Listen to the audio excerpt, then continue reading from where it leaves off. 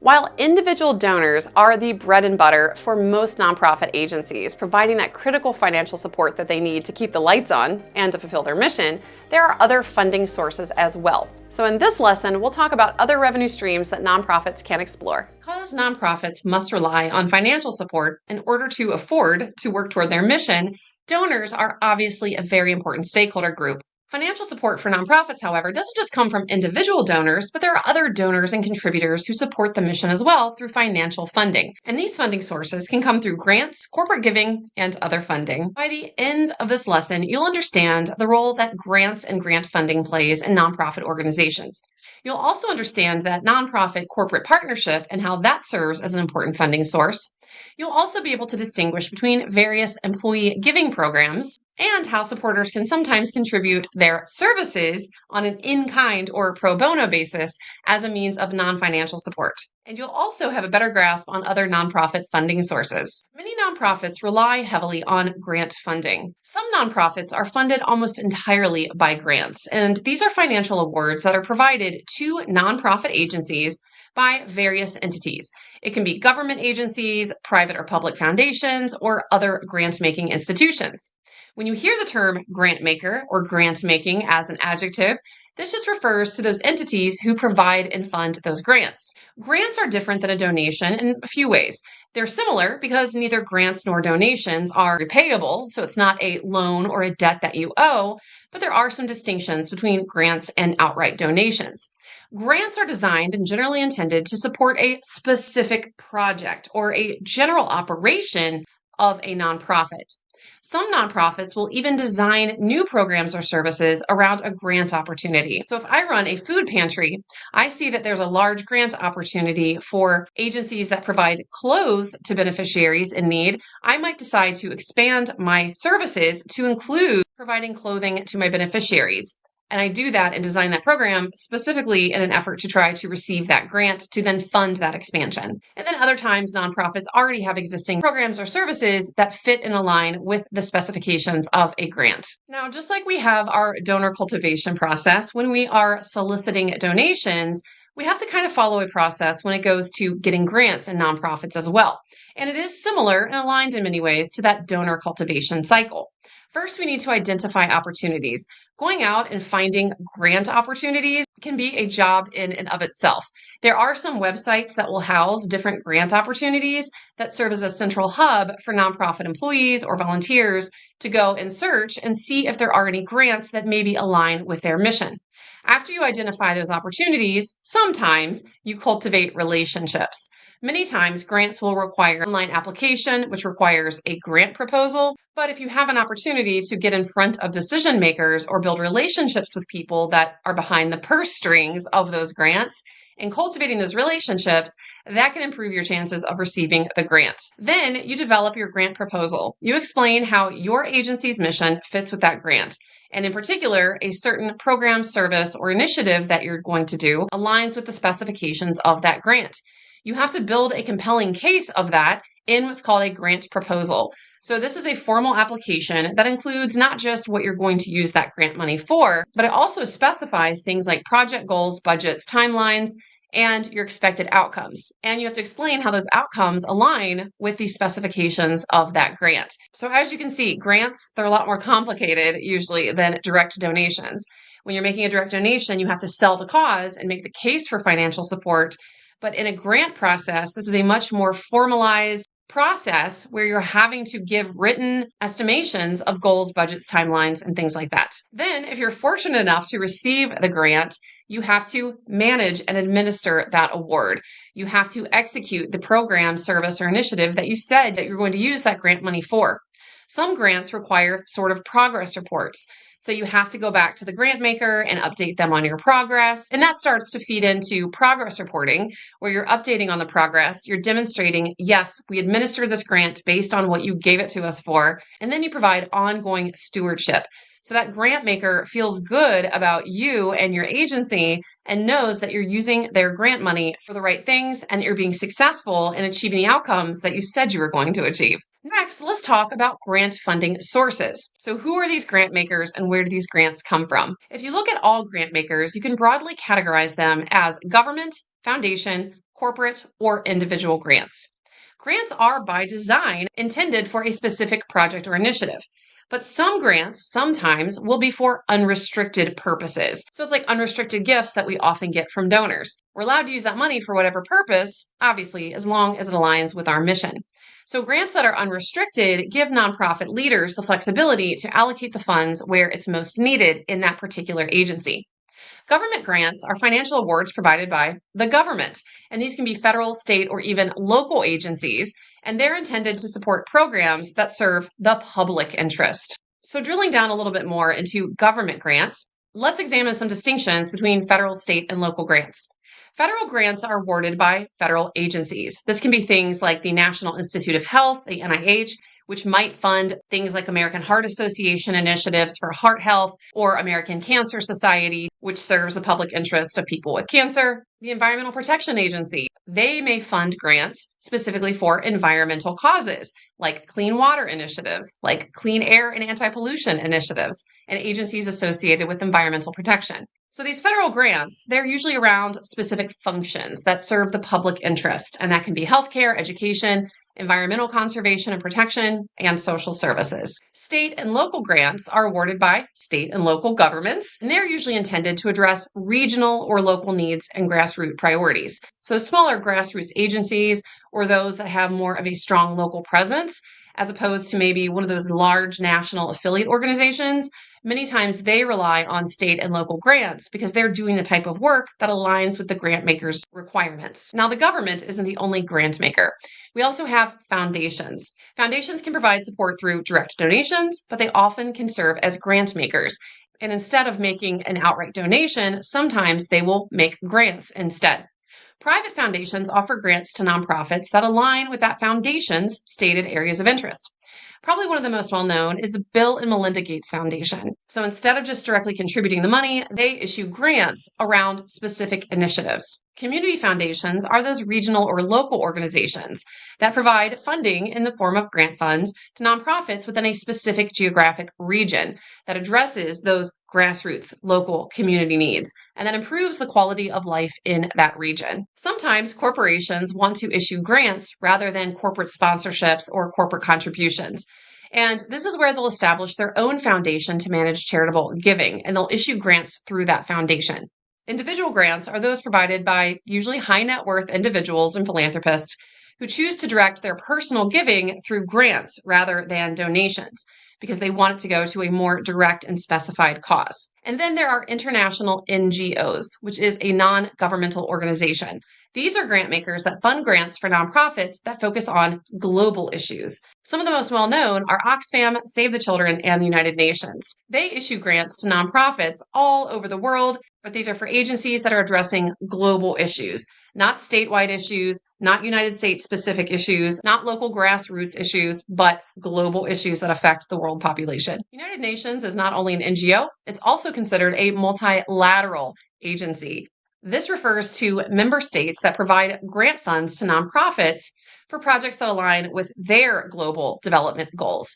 The most well-known are the UN, but also the World Bank and regional development banks. So multilateral means they work at different levels, but they're looking at these global issues from that broad perspective. And then additionally, there are often niche grant makers focusing on a really specific area of interest. For example, you might have an organization that makes grants specifically for Catholic-based organizations or other faith-based organizations or other very specific, very niche purposes. Now, if you get into nonprofit work and you work for a nonprofit agency that relies heavily on grants, don't be discouraged if you face a lot of rejection because most grant applications will not yield success. Nationally, the statistics are pretty grim. Grant writing success ranges from about 10 to 30% if you look at the nonprofit industry nationwide in the United States. So you've got to put a lot of shots on goal in order to secure a grant. Now, sometimes nonprofits don't like this lack of success. They also don't like the fact that a lot of times grants have a lot of administrative work associated with them. So they won't go chasing smaller grants. But some nonprofit agencies have no choice but to rely on grant funding. And for larger agencies that receive huge funding, for example, from national health agencies, they're very dependent on maybe one grant funder. For example, the nonprofit that I led for over 10 years, we didn't rely on local grants at all because we were a large affiliate national organization. But our national headquarters office received over half of our multi-million-dollar annual funding through a grant through the NIH, which is the National Institutes of Health. So that's a massive amount of money. We were very, very dependent on that grant from just that one source, that government agency.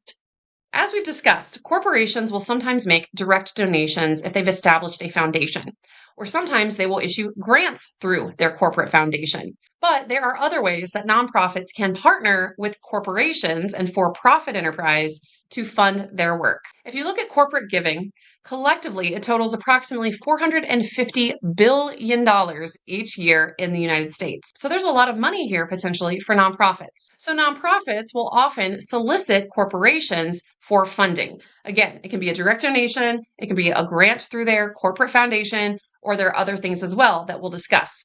Corporate social responsibility, or CSR, refers to a company's commitment to conducting its business ethically and in a socially responsible manner.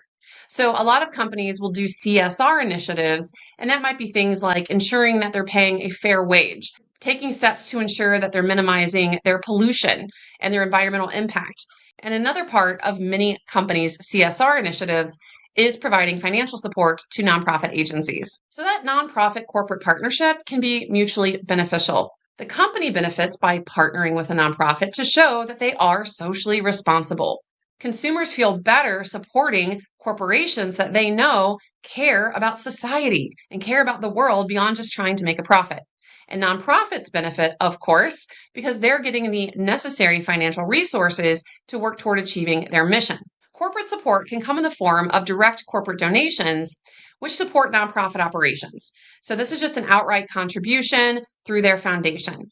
But sometimes corporate support can come in an indirect form, and this can be through sponsorship of things like events, employee giving programs, pro bono work, and cause marketing. But regardless of if the support is direct or indirect, many nonprofits rely heavily on these corporate partnerships to fund their work. Now, if you go into nonprofit work, you're going to be doing a lot of networking. You're going to be interacting with folks in the community. You're going to be networking to identify potential donors. You're going to be networking to find corporate sponsors. So when it comes to corporate support, we have to solicit that support, just like we do with donations. Now, with corporate giving, it's a little bit different. With a donor, we're going to sell them on the mission. We're going to sell them on the cause. We're going to make them feel good. We're going to elicit an emotional response, especially if that donor has a personal connection to our cause. When it comes to corporate giving, however, a lot of corporate decision makers may not necessarily have a connection to your cause. So you have to network, you have to make yourself known among the corporate decision makers. And then when it comes time to make your pitch to ask for that corporate support, you need to present a value proposition. You need to explain to that corporation and that decision maker representing that corporation, here are the benefits that your company will receive in exchange for supporting my nonprofit agency. So more so with donations, with the corporate support, we have to answer the question, well, what's in it for me? Now, it would be great if every corporation truly believed in CSR and they were socially responsible and they just supported nonprofits because it was the right thing to do. But being for-profit agencies, they're focused primarily on making a profit. So a lot of for-profit companies need to be sold on the value of donating to nonprofits, and in particular, donating to your nonprofit. So if you're a nonprofit leader, you've done the work. You've networked, all the corporate decision makers in your community know you, they like you, you've presented a value proposition explaining why that company should support your cause and the mission, what they're going to get out of it. Once you then get that corporate support, you have to decide how to leverage that corporate sponsorship model as a revenue source while simultaneously balancing various risks. Now, what I mean by corporate sponsorship model is where we establish various giving levels that come with various benefits that we then present as that value proposition to our current and prospective corporate supporters. It might look something like this. If you run an animal shelter and you host the annual Fur Ball, it's a black tie fundraiser for your mission, you might go to potential corporate sponsors and present to them various sponsorship level opportunities. They can donate as low as $2,500, and that will get them tickets to the event, recognition at the event, and some minimal things like that. Or they can pay $5,000 to be a corporate sponsor, still supporting the mission, to be a gold sponsor. That gets them an entire table where they can fill that with people from their company, and that gets them 10 seats at that table. They might also get an ad in the event program, really showcasing to people, look how philanthropic this company is. They support our cause. And then they might have a highest level, like a platinum sponsorship level. That might get them 2 tables, a full program ad, other VIP perks, and they get other benefits in exchange for their sponsorship. One thing that's really important to understand here is that corporate sponsorships are not donations. They are different. Not only is it different in terms of how we get that support, corporate sponsorships are not always completely or even partially tax deductible. So the IRS says if someone makes a contribution to a nonprofit cause, they're not supposed to get anything out of it. And as a result of that, because they're giving so generously, they get to deduct that amount on their taxes, generally speaking. But with a corporate sponsorship, as you can see here, with these hypothetical furball sponsorship levels, the corporate sponsor, they're getting things out of it. They're getting bottles of wine. They're getting admission to an event where they're going to be served dinner and they probably have an open bar. They're getting actual gifts. They're getting things that are of value. And the IRS says you can't take that as a tax write-off. So if a company sponsors my furball at $10,000, when I send them a thank you letter, an acknowledgement letter, which I'm required to do, I must deduct out of that the fair market value of all of the benefits that sponsor received in exchange for that $10,000 corporate sponsorship. So if I add up the value of all the things they get, I may determine that it's $2,000 in value. Therefore, the company can only write off $8,000, not the full $10,000, because they received benefits in exchange for that sponsorship.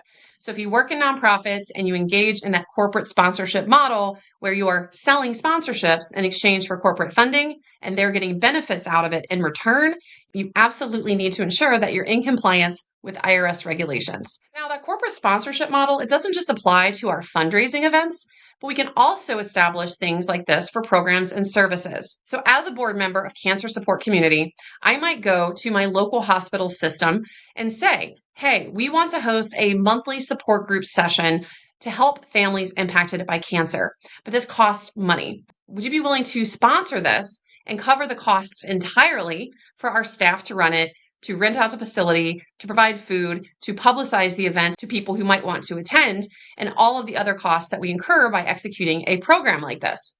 We put a dollar amount on it, we go to that sponsor, we pitch that to them, giving them that value proposition, and they may very well say, yes, I will sponsor this event for $10,000, covering all the costs and hopefully then some, and that additional money can then go directly to your mission. They get the huge benefit of that publicity. Of now I'm saying our cancer support care monthly support group is sponsored by St. Elizabeth Healthcare.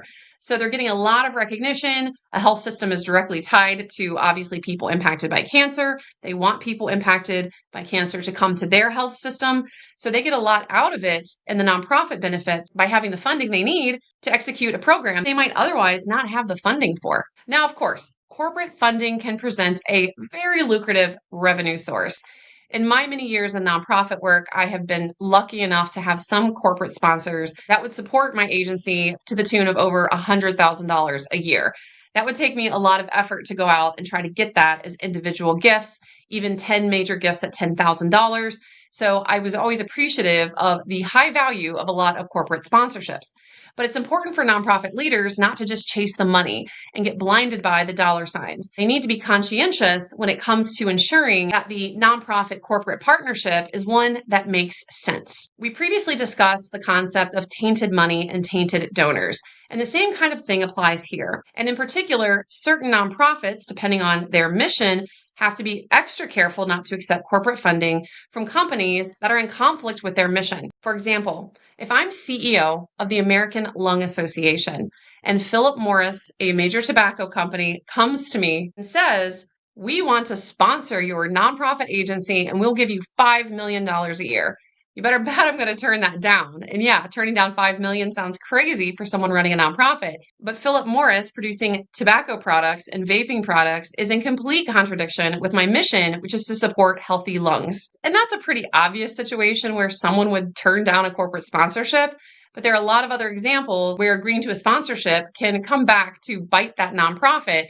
And it's not always so obvious. So before you accept a corporate sponsorship in the nonprofit sector, you really have to look at that corporation and make sure it aligns with your mission. Another way corporations indirectly support nonprofits is through the establishment of employee giving programs. And this is part of that nonprofit corporate relationship. So employee giving programs, this basically refers to employees of a company supporting a nonprofit.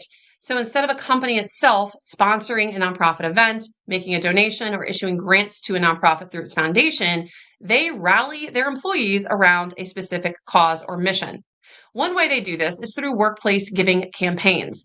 So these are formalized, organized charitable giving programs where the employees can donate a portion of their salary. And it's usually taken directly out with payroll deduction, and that goes directly to the nonprofit organization of either their choice or that the company has decided to rally around. So this can be nice because it's voluntary and it encourages employees to support charitable causes. And employees may or may not receive some tax benefit depending on their individual tax situation. But you'll often find corporations that rally around a certain cause because that makes them look philanthropic. And then they can brag and say, last year, our company and its employees supported such and such nonprofit agency to the tune of $10 million. But the upside for the company is they didn't even necessarily donate all that money. Their employees did. Now, a component of employee giving programs that is generally part of it, but not always, is a matching gift program. This is where the employer says, okay, we're going to rally around donating to nonprofits in general, or we're going to rally around one specific cause that we've identified that's important and aligns with our corporate values. And to motivate and incentivize their employees to make a contribution, the company will say, we will match you dollar for dollar. So if an employee donates $100, the company will match that $100. Some companies will even do a 2-for-1 match. So if an employee donates $100, the company will then match that at a 2-for-1 rate, and the company will contribute $200, meaning that contributions impact has effectively been tripled. So matching gift programs are a really great way for companies to encourage employee giving, but to also put their money where their mouth is and match that support. Sometimes you will have an employee who works for a for-profit company who is really passionate about a nonprofit cause. Usually it's something that they're directly impacted by, and they will take the initiative to drive a fundraising campaign. So they'll go to company leadership, for example, and say, I have a child that's impacted by diabetes. I'm very passionate about the American Diabetes Association. I'm participating in their 10K walk fundraiser this summer. Can I try to recruit support from my coworkers? And would the company also be willing to support? So sometimes corporate fundraising is driven this way, where it's one or a few employees who are really pushing for that initiative. And somewhat related to that, another type of corporate indirect support, and this is not financial in nature, are employee volunteer programs. This is a sort of an in-kind contribution where companies are donating labor. They will allow their employees on the clock while the company is paying that employee to go volunteer for a nonprofit agency during work hours, or they give them paid time off to take a day to volunteer for a nonprofit. Just like employee volunteer initiatives as a form of indirect non-financial support, there are other ways that for-profit companies can provide indirect non-financial support to nonprofits, which is through pro bono work and cause marketing. Pro bono is a term that you've probably heard most frequently on shows like Law and Order or related to the legal sector. It's a Latin term that means for public good. So if you're a pro bono attorney, you're providing your legal services to people in need without charging them any rate or fee. So a lot of times in the nonprofit sector, we need expert professional services that are generally very expensive. This actually might be legal services, but also marketing support, advanced public relations support, graphic design, IT support. If you run Doctors Without Borders, you need doctors to provide their support and their skills. So a lot of companies that focus on these services will offer these services for free without billing them if it's a nonprofit agency. Now, for-profit companies are in it for a profit, so they don't run around giving out their services for free to every single nonprofit, but often they will identify certain agencies that align with their corporate values and they'll provide their services at no cost. So they'll bill their traditional clients, but they'll provide those same services for free for their nonprofit partners on a pro bono basis. So when I led a nonprofit as executive director, I was very fortunate to have a lot of really talented professionals on my board and that supported my cause. So anytime I needed legal advice or I had a trademark issue that came up once, I was able to go to these professionals and get their high value professional advice and services, but they didn't bill me. And that was of huge value. So even though it wasn't a direct financial contribution, I otherwise would have had to go out and hire a professional and pay a lot of money for those professional services. Another form of CSR is cause marketing. This is where a for-profit company enacts a promotional campaign for the purpose of selling their products, but also tying it in to some type of nonprofit or social cause or benefiting a nonprofit organization. So the for-profit company benefits, they look good in the community, they benefit from that reputational boost that comes with very publicly supporting a good cause. And here are some examples of other cause marketing strategies, often aligned with a company's CSR or corporate social responsibility initiatives. One is a donation campaign, and this is where companies commit to donating a portion of their sales or profits or a fixed amount from every product or every service sold to a designated nonprofit or cause. So for example, if I'm the CEO of Kellogg Company, I might work with the American Heart Association. So in the month of February, which is Heart Health Awareness Month, $1 from the sale of every box of my Heart Healthy cereal goes directly to the American Heart Association. So it's great for the company because they get that reputational boost of being seen as someone who cares about the world and cares about society. And the American Heart Association benefits because even though it's $1 a box, Kellogg's, they sell a lot of cereal. So that $1 a box could potentially be millions of dollars. Another type of donation campaign is a give one, get one strategy, where you donate one of something in exchange for every sale of that thing. Probably the best known example of this strategy is Tom's Shoes, where if you buy a pair of Tom's shoes, they will donate a pair of shoes to someone in need. So it makes their customers feel good and knowing I'm going to buy shoes anyway. Why not buy Tom's shoes and know that I'm effectively helping someone else in the process? An awareness campaign happens when companies use their formidable marketing platform, channels, and budget to help raise awareness rather than funds for a particular nonprofit or cause. Usually they'll do this around month campaigns like American Heart Association's Heart Health Month in February. So maybe they're not directly contributing any money. Maybe they're not doing a donation campaign, but they're using the month of February to build awareness about heart health and to build awareness for the American Heart Association. And finally, a point of sale campaign. This is where companies solicit donations for a nonprofit from customers. So there's many times you've probably been checking out in a retail store or going through the drive-through of a fast food restaurant. And when you go to enter your credit card, they give you the punch pin or you buy it on the app. You're asked at McDonald's, for example, would you like to round up your purchase with that roundup amount going to the Ronald McDonald House? So these are called point of sale campaigns, where for-profit companies are directly soliciting a donation from their customers at that point of sale. Now, the hard truth is a lot of for-profit companies engage in CSR activities out of a marketing interest. Consumers now more and more are expecting companies to behave ethically, and part of that is being socially responsible. So a lot of times companies will engage in CSR or implement CSR programs kind of from a marketing purpose. But there are some companies that really do take this very seriously. They really care about social impact. They care about minimizing their environmental impact. They really do believe all the things that we say is important in corporate social responsibility. And they engage in those behaviors consistently. Companies that do that can receive what's called a B Corp certification. Now, this gets a little confusing because this has nothing to do with a legal business form, like an S corporation or a C corporation. This is strictly a marketing term that a nonprofit agency came up with. And this nonprofit agency is called B Lab. B Lab is an organization that exists to push corporations to be socially responsible. And their mission is to redefine success in business by not just a profit, but promoting and fostering a global movement of companies that prioritize CSR. So they have a lot of requirements, a checklist, and if a company can demonstrate we're doing all of these things that you say are important, then B Lab will then designate that company as a certified B corporation or a B Corp. So if you go to purchase a product and you see that B corporation logo on it, that means you can feel good as a consumer because you're spending your money buying a product from a company that has truly demonstrated that they care about CSR. So much so that they've met the rigid and high standards set forth by B Lab.